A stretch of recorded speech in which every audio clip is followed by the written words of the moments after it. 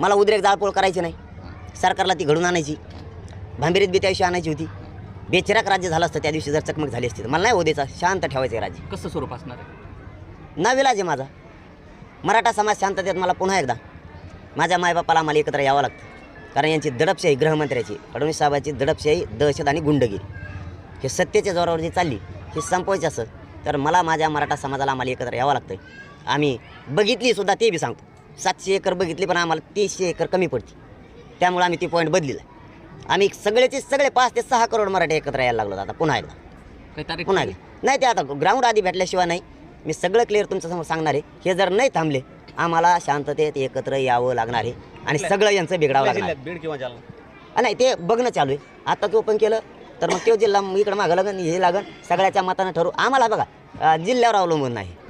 आमचं काय आहे, समाज कुठं बसल असं आहे. आम्ही आता पहिले मराठी नाही राहिलो, आम्ही आता एक झालो. आम्ही आता हातपासरायचं बंद केले नेते आणि फात्याचे. लोकसभेच्या अगोदर होईल. आता जर आमच्यावर आत्ताच केसेस व्हायला लागल्या तर मग 2 वर्ष घेऊन काय करावं. आताच